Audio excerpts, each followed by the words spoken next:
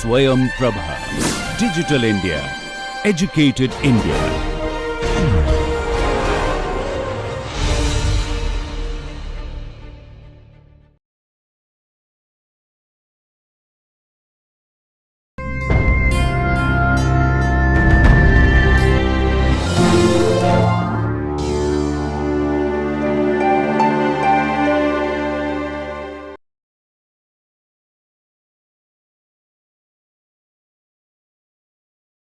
Well, hello everyone. We're ready to continue our study of Marx. We've looked at the main ideas and concepts in Marx. We've also done something on his biography, which is in its own way significant to his writing. And we've looked in some detail at Marx's account of the systematic processes in commodity production, or as we often call it today, capitalism, and the impact of those on the ways we think and whether our everyday understandings of it are accurate or not. We concluded by looking at the topic of ideology and commodity fetishism, both of which, as Marx shows, systematically mislead us, all involved that is, as to the nature of this system of commodity production. Well, we'll go on to look at major contradictions and incoherences in capitalism, and we'll then go on to look at things like the falling rate of profit. We'll also look at some problems in Marx's own work, arising from his own work, and we'll look at further questions arising. We'll then go on to look at forms of Marxism, such as socialism in its different forms, evolutionary, revolutionary, and so on. We'll also look at the differences between socialism and communism, and we'll then conclude. Well, what about major contradictions and incoherences in capitalism? Marx certainly exposes these in great detail. He is, as we've seen, never completely materialistic or mechanistic. He's always aware of the power of social ideas and long-established social systems, even in economies which are otherwise completely or almost completely capitalist. For example, Marx notes that in Great Britain, the new class, the bourgeoisie, effectively controlled the whole of civil society, or the sphere of interest, that is, generally speaking, the private sphere. The bourgeoisie effectively controlled that sphere, but the old landed aristocracy still ruled officially through the institutions of state. Secondly, Marx exposes a powerful element of moral coercion which is inherent in capitalism, even though the claim is very widespread that this system, capitalism, is founded on freedom. First of all, as Marx shows, money reduces all human relations, all human values, to a single, interchangeable, or apparently universalizable measure. That is money. In addition, any accumulation of money, capital, amounts to deferred or delayed consumption. If we save money, we postpone our consumption of goods and our participation in activities for which we would need money. In respect of capital, Marx himself says, the less you are, the less you express your life, the more you have. In other words, if we defer and delay our consumption by participating in this system, we end up with more of its major good, money. But what Marx is saying here is, yes, what we will end up with is more money, and that is the very thing which can buy the things we need to meet our needs and express our lives. But to accumulate it at all, to accumulate money at all, we have to live a certain kind of life. What kind of life is that? To accumulate money, we need to live a certain kind of life. That is, we need to give our working hours to the capitalist, We need then to scrimp and save for anything beyond the necessities, and so on, because the system requires that we're only paid the cost of our labour power, and anything else, well, we just have to scrimp and save for or do without, well, we can save, and so on. Well, this then shapes the whole or almost the whole of our lives. It amounts to a comprehensive vision of how we should live. It is therefore a blanket moral requirement, and its acceptance, or our acceptance of it, is essential to the emergence and survival or maintenance of capitalism. There's a further problem here, and that is inherent in the logic of commodity production. The capitalist has to keep the value of the worker's labour power as low as possible, and even force it consistently downwards, so as to maximise the surplus that the worker generates.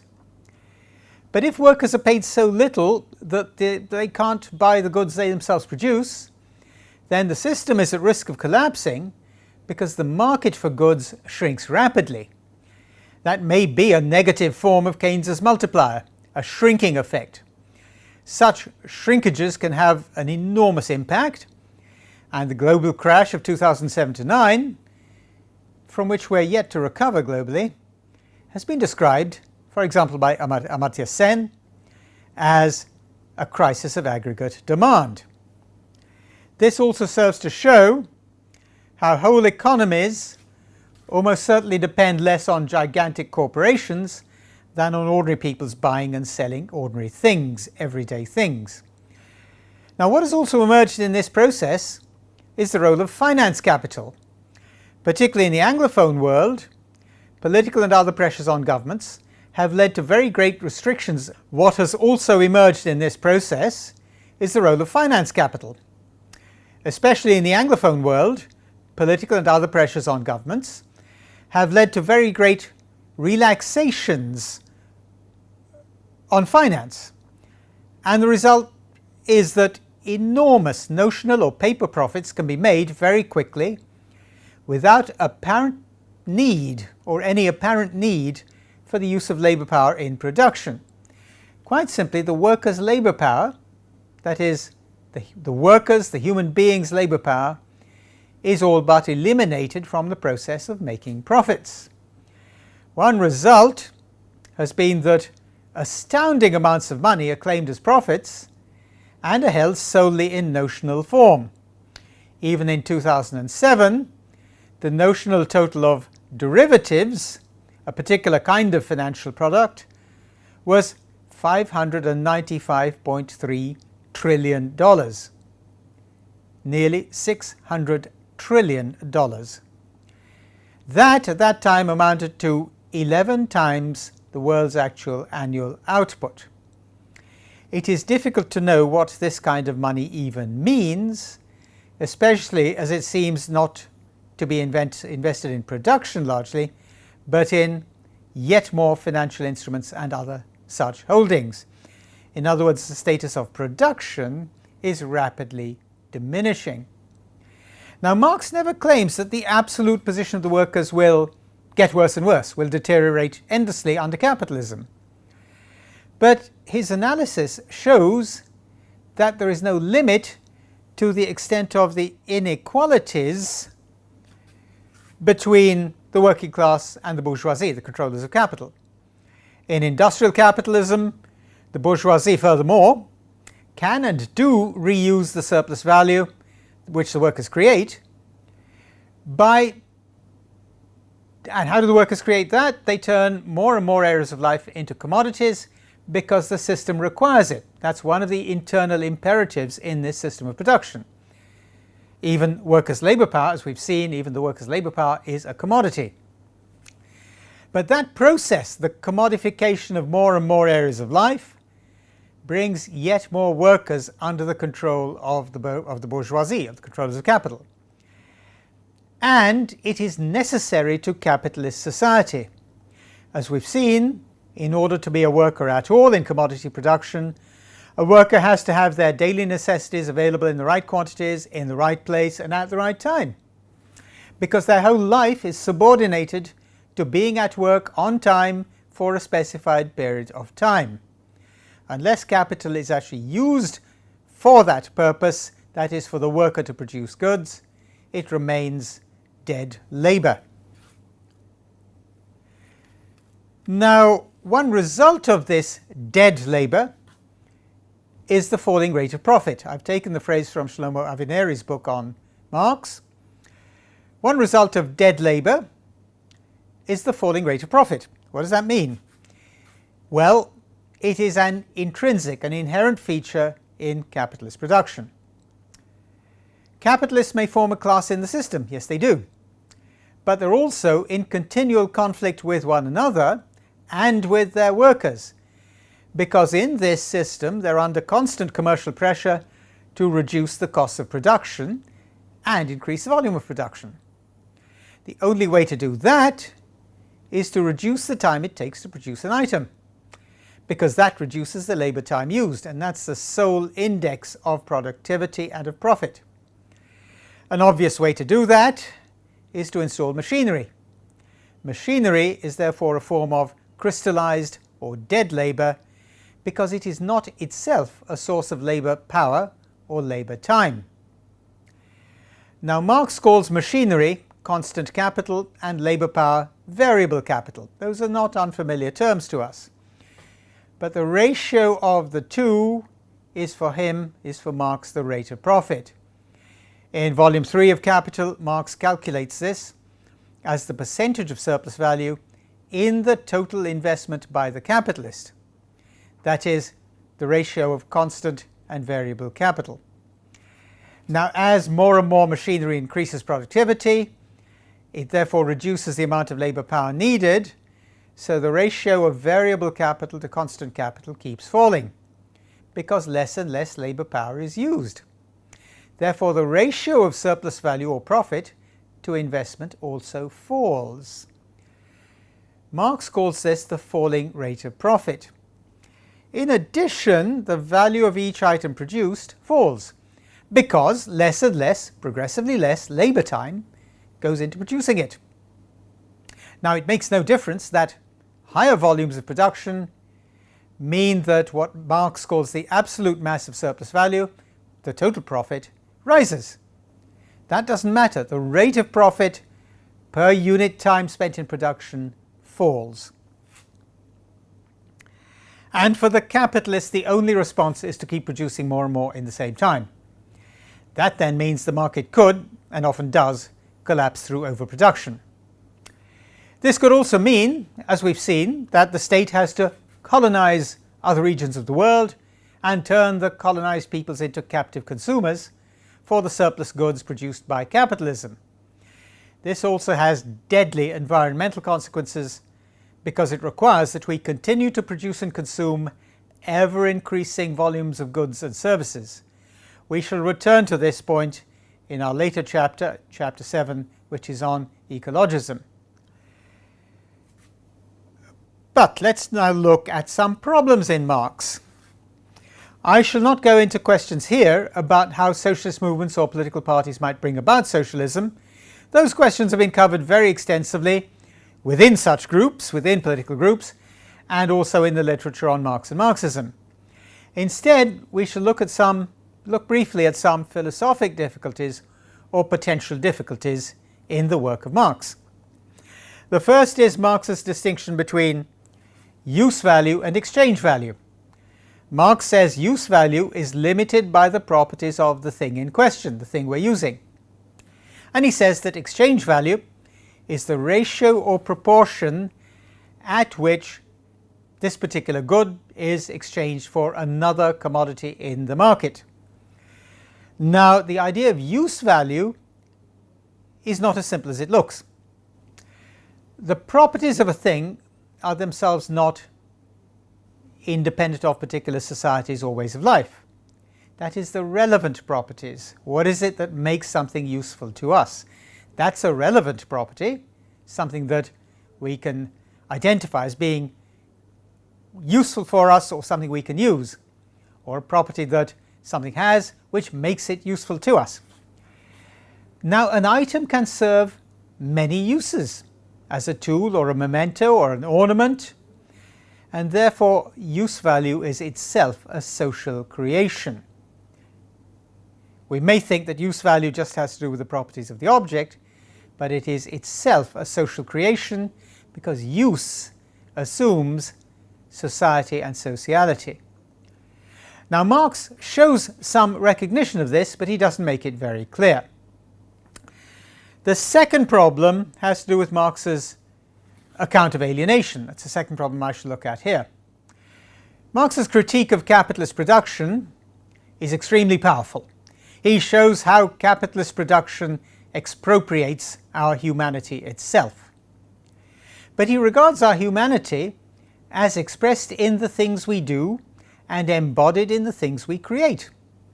And therefore, in a completely capitalist system, it is not clear what other form of humanity we know. That is, we may be unable to say what is being alienated from what. If the expression of our humanity is the objects and systems we create here and now in this system, well, what does it mean then to say we're alienated from the things we create? We have to posit or assume some human essence which underlies any particular historical expression of our humanity. And that raises other problems in turn. One possible way for us to proceed might be to say that as we are reasoning and collaborative actors in and on the world, then capitalism reduces us to robotic subjects of its own imperatives. That is, reduces us to something no longer recognizable or intelligible as human. That condition is one in which the capitalist class and the proletariat both find themselves. For example, the Marx scholar Erich Fetscher has identified a strong conception of human nature in Marx's work. According to this, we are collaborative and creative beings whose sociality and creativity are controlled and redirected by capitalism to its own ends. In other words, we have a persisting human nature, which is to be collaborative and creative, in the end collaboratively creative, and this human nature is controlled and redirected by capitalism to its own ends and nothing else. Of course, there are further questions arising. Marx is very clear that there is no question of going back to pre-industrial societies. There is no way of knowing how, for example, pre-industrial feudalism or other hierarchies could be revived or reinstated. But that leaves open the question of how societies which are still primarily feudal or agrarian and feudal are to be transformed into socialist societies, unless they go through an industrial revolution and its attendant horrors. This is an issue that faces all socialist movements in the developing world, and Marx's own work is not automatically a source of help here, partly because he seems to consider it necessary for pre-industrial societies to become industrial capitalist ones before they can become socialist societies. Secondly, we need to remember that Marx's account of history is never mechanistic, even though his sense of the process seems to suggest it is. But his account of history is never mechanistic. He is nevertheless pessimistic about the prospects for the emergence of capitalism in societies which have never been feudal in the first place. He saw feudalism as a precondition for the commercialization of land and agriculture, and he held, for example, that Portuguese society was not feudal, so the merchant civil society, which transformed the rest of Europe, did not develop there. Marx does recognize that he needs to be cautious in his account of capitalism as apparently emerging only in societies which have been feudal in the first place. He's cautious about that. He's never completely mechanistic about it. But one implication is that if we try and bring about socialism in very traditional non-feudal societies, then we can't use Marx's work as a formula for our own action. Instead, we need to engage with it and draw upon it with a very clear sense of our own historical and social location. There are no easy options in the form of one model or another. That may seem like cold comfort, but Marx himself calls on us to investigate whether any society has sources of social or societal behavior which might contribute to the development of socialism, even though the development of socialism itself requires a clear understanding of capitalism. In other words, we have to think where we are and not take Marx as giving us easy formulas for the transformation of our own societies into socialist ones. Now, many socialist leaders around the world have been well aware that they need to know the workings of capitalism very well in order to develop socialism for their own societies. But they have to develop socialism for their own societies. Fidel Castro and Che Guevara both rejected the Soviet model when they overthrew the dictator, the Cuban dictator Fulgencio Batista in 1959. So too, equally clear-headed was the Chilean president Salvador Allende, who was elected in 1970. Guevara also saw how the then communist countries were failing to improve civilian productions. I'll rephrase that. Guevara also saw how the then communist countries were failing to improve civilian production systems, but at the same time were putting vast amounts of money into military research and production under the pressures of the Cold War. Guevara was very alert to the implications of technological developments, and he saw how capitalist corporations were using new technologies solely to increase their profits. In 1962, he said, "Electronics has become a fundamental political problem." And he tried to reorientate Cuban society and the economy so that technological innovation and production would foster a common ethics in which willing commitment, note the phrase, would be central. In India, although political parties on the left have often been severely criticized with substantial evidence for a wide range of failures, communist leaders nevertheless have always known that their task is the enormously difficult one of devising a compelling, a convincing socialist position for India. I take that from the work of Vijay Prashad. Now, those are the kinds of things which all who engage in socialist political activity have to face. But what must not be forgotten in any study of Marx, and no doubt in any attempt to draw upon Marx, is Marx's fierce passion for the productive life of human beings.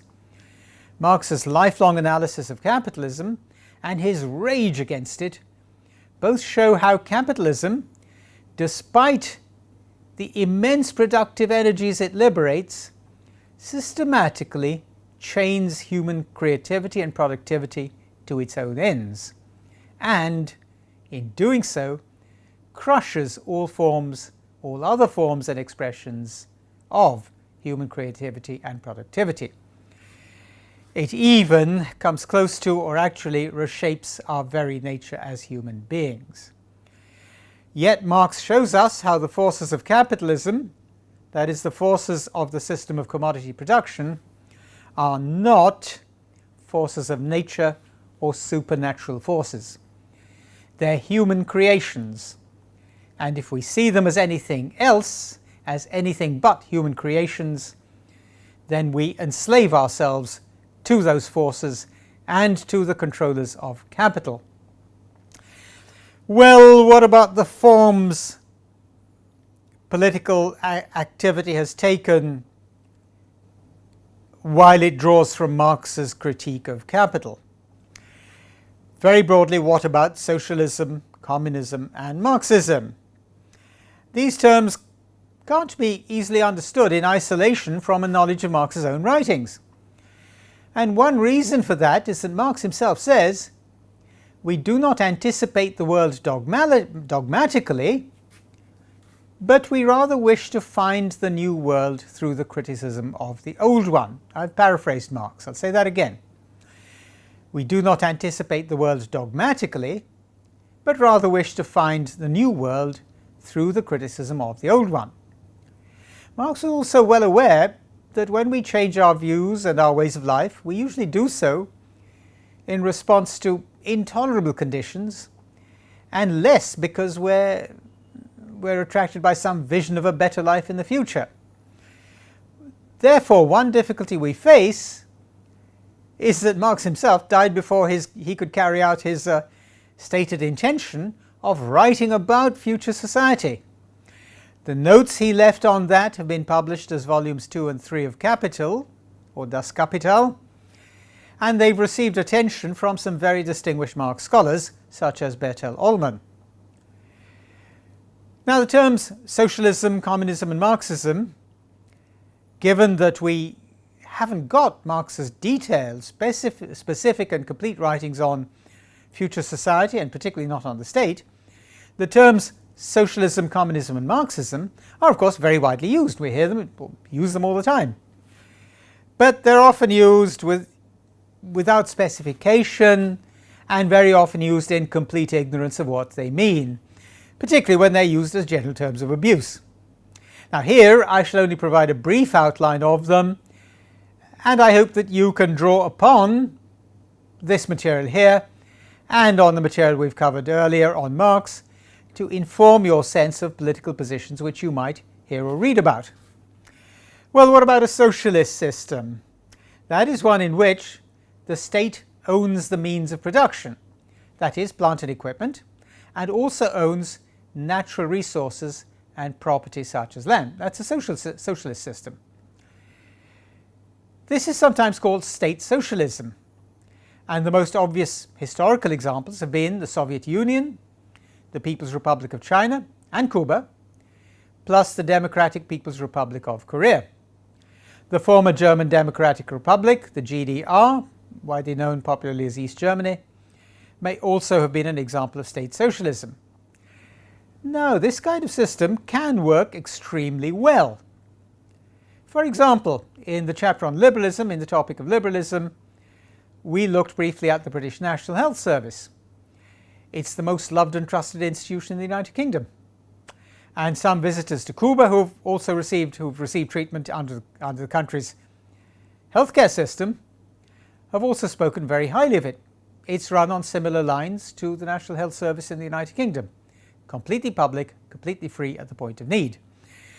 As we know, at the time I'm delivering these lectures, the NHS has been part privatized in that certain clinical services are now being delivered under contract by private providers, but treatment is still free at the point of need. Now, in mixed economies, such as the largely social democratic systems of Western Europe and Scandinavia, state-owned institutions are usually described as being in public rather than state ownership. That includes almost all educational institutions in Western Europe and Scandinavia, and perhaps also increasingly, in Southern Europe.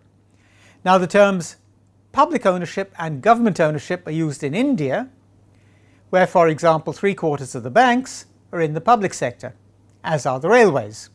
So in India, as we know, public ownership and government ownership are used, if not equally, quite widely used in both forms in Indian public discourse. But comprehensive state socialism has been severely criticized, only partly for a mixed record of success and failure. For example, the Soviet and the Chinese education systems have received much less criticism than many of those countries' other systems. Some of the sharpest criticisms have been directed at state socialism for its centralization of power and political authority among a very small elite at the top of the systems concerned. That has even been called state capitalism. For example, by the American scholar Richard Wolff. Excuse me. Now, there's a contrast to socialist systems. A communist system would involve staged progress towards full communism.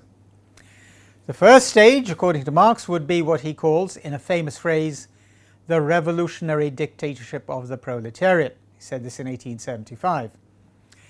This would be, as Marx says, I quote, still stamped with the birthmarks of the old society from whose womb it emerges. Marx doesn't seem to say exactly what these transitional birthmarks would be, or how long they would last, but in the manifesto of the Communist Party, he and Engels, Marx and Engels, set out a number of specific measures that such a system would implement, including, I quote, a heavy progressive income tax, as well as state control of transport and the means of communication. The system would also abolish landed property, and it would direct all rents or profits from land to public purposes. There's nothing particularly utopian about any of that, and some of it has been very successfully implemented around the world for many decades, even in systems which do not call themselves socialist or communist but social democratic. Now, Marx's use of the term dictatorship of the proletariat has caused problems. It is quite likely that he did not mean dictatorship in the usual sense. He used the term dictatorship of the proletariat in opposition to the French socialist Louis Blanqui's proposal that a future workers' state would have to be organized on elitist lines. And Marx was writing more than half a century before the terrible dictatorships of the 20th century came into being.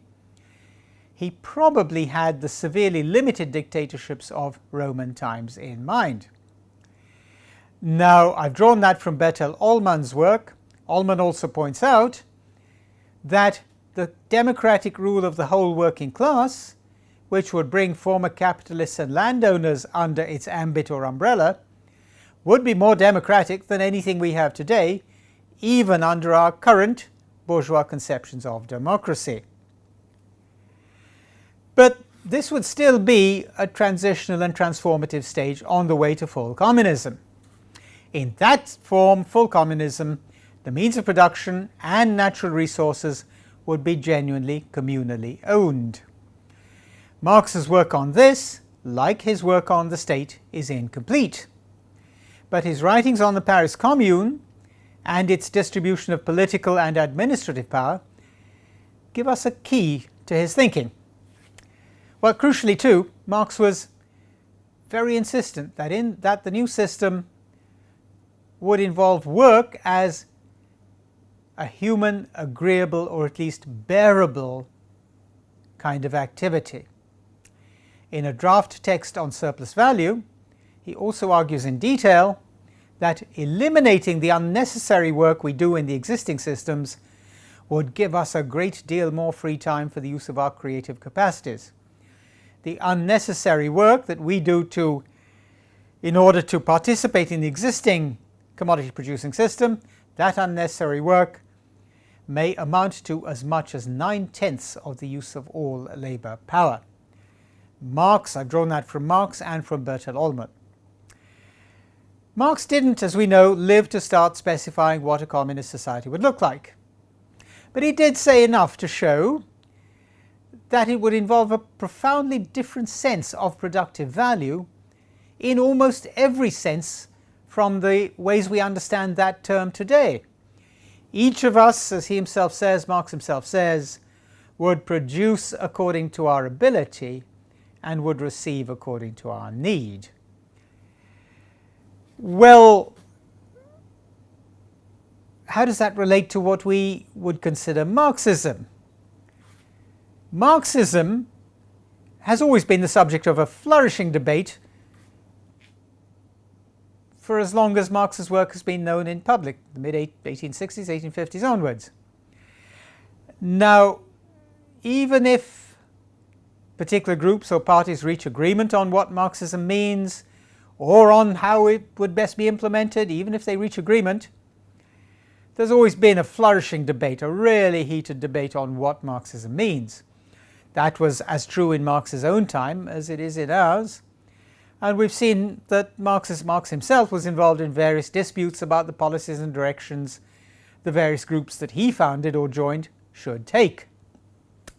The crucial point is that all these disputes, discussions and disagreements are grounded in or derived from analyses of our situation or condition.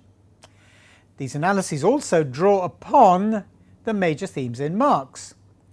That means that there is no one defined or definable Marxist position or perspective. There's no one such position, or no single such position. And it also means that we have to know something about Marx's own work in order to understand the issues that arise in and around the enormous field of Marxist debate and literature and political action. Clearly, there's no question of our encompassing that immense variety and range of Marxist arguments, policies and parties here. Neither can we encompass the colossal amount of work on those themes. But socialist and communist movements and parties in non-communist countries have had to devise approaches which they consider would constitute the best ways to achieve socialism and then possibly communism. These approaches have been outlined clearly in much of the literature, and we can summarize them briefly here. But we need to remember that almost all the debates and arguments involve questions of the relations of production, that is, the relations of ownership and control in the political economy of any society where socialist or communist movements exist. This, of course, includes the analysis of major institutions and practices such as religion, a point I've derived from John Molyneux. And we must also remember that Marxist thinking, like the thinking of Sigmund Freud, has had an enormous impact far outside perhaps even the widest fields that they could have intended to cover. Famous artists in many areas of work have been deeply influenced by Marx, and we shall encounter some of these in Chapter 8, which is on in our 8th topic, and that's on postmodernism and post-structuralism. Now, Marx's language and terminology also inform our language in many ways, and often unexpected and significant ways. Many great works of literary analysis have been explicitly informed by Marx's work, and one such is Raymond Williams's book, Marxism and Literature, that was first published in 1977. But for the moment, we'll only look at brief summaries of possible paths towards towards socialism. I beg your pardon, I'll start that again. For the present, we shall only look briefly at summaries of possible paths towards socialism. We'll start with evolutionary socialism, we'll go on to look at revolutionary socialism, and we'll conclude with a general roundup on Marxism. What about evolutionary socialism? This might be the most widespread form of socialist approach. It dates from as early as the middle of the 19th century. For example, by 1824, the British government had repealed the Combination Acts. That was done in 1824. They had been passed in 1799 and 1800 respectively, and they prohibited trade unions. They banned trade unions, as well as other forms of combination or combined action by workers. Within 30 years or so, by the early 1850s, several successful trade unions existed, and in due course they formed the British Labour Party. Similar developments took place in most industrial countries over about the next 75 years, with vast policy developments, particularly after the Second World War. One possible exception to this is, or something of an exception, is the United States, in that the proportion of the United States workforce which is unionized is much smaller than it is in other industrial countries. Today, the European Convention on Human Rights, which was created by the Council of Europe, an older and larger body than the European Union, and one which is quite distinct from the EU. The European Convention on Human Rights protects the right to trade union membership under Article 5, which states a right to freedom of association. In addition, most industrial countries and several countries in the non-industrial world or the global south have long had social democratic or socialist parties. These have often held office and continue to be major bodies in their country's political systems. At the time I wrote the first edition of the set book, that is the edition you're using for this course, at the time I wrote it, France's then president was the socialist François Hollande. Socialist members of the European Parliament also form a single bloc within that assembly, even if they come from different countries. And in France and Italy, the Communist Party has at times been a substantial political presence. Now, very generally, the thinking behind and within socialist or social democratic parties is that socialism can be achieved by gradual, or in some cases by parliamentary means. This approach has been severely criticized, for example, by Ralph Miliband.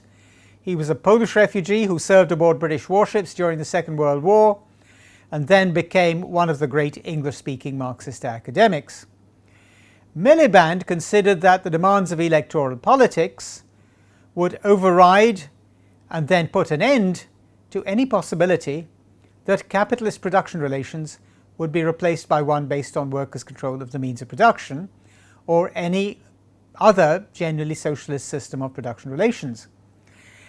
Miliband also openly denounced many of the positions taken by social democratic parties, such as the support for the Vietnam War stated by the then ruling British Labour Party in the 1960s. Well, that takes us to revolutionary socialism. If evolutionary socialism has been fiercely criticized by socialist theoreticians and activists, what about revolutionary socialism? This seems to have had its greatest appeal at the height of unregulated capitalism in the middle of the 19th century. And then again, during a series of almost worldwide rebellions against colonialism or gross oppression by domestic oligarchies or plutocracies. The greatest successes of revolutionary socialism may well have occurred in the second form of context, that is, severe oppression by domestic oligarchies or plutocracies. Examples could be the Bolshevik Revolution of 1917, the Chinese Revolution of 1949, the Vietnamese defeat of French rule in Indochina, specifically in 1954, and the Cuban overthrow of the Batista regime in 1959. Now, those were all the conclusions to periods of very great mass oppression. But that kind of mass oppression has never fully disappeared, and it may well be reappearing even in former industrial countries with the financialization of the world's economy. In those kinds of conditions, the motivation to revolution may well be entirely understandable. But revolutionary movements seem very rarely to establish stable and tenable systems of their own, and to retain public assent in doing so. This can, of course, have a range of causes. In respect of Marx's work, we need to bear in mind that one continuing issue, perhaps a persistent problem, for communist or other socialistic parties, is the matter of the ways in which people understand themselves and their position in relation to one another and in relation to whole groups of people, whether in their own society or any other. Mobilizing people, especially those who live solely or primarily by selling their labor power, namely the overwhelming majority of human beings, mobilizing people as a single class has always been immensely difficult anywhere in the world. For example, in India, soon after independence, the left divided sharply along caste lines. I've taken that from the work of Vijay Prashad as well. In the former colonial power, the United Kingdom, about a third of the working class have consistently voted Tory. Now, a further issue which has repeatedly appeared when communist movements in particular have overthrown terribly brutal systems is that of how the new society is to be organized. We know that Marx died before he could start writing his planned work on post-capitalist society and on the state. And historically, the problem faced by the Bolsheviks around the time of the Russian Revolution in 1917 sums up the problem or encapsulates it. For example, Georgy Plekhanov grew very wary, very cautious about Lenin's move towards centralized authority. Plekhanov said, the Bolsheviks evidently confuse, I quote, evidently confuse the dictatorship of the proletariat with a dictatorship over the proletariat. The difference is very obvious. Well, that concludes our coverage of Marx for this topic. We shall go on to look at examples in practice to see how to evaluate particular issues or particular writings on Marx. We did that for fascism and conservatism. We'll do that for Marx, and we'll do that in the next lecture.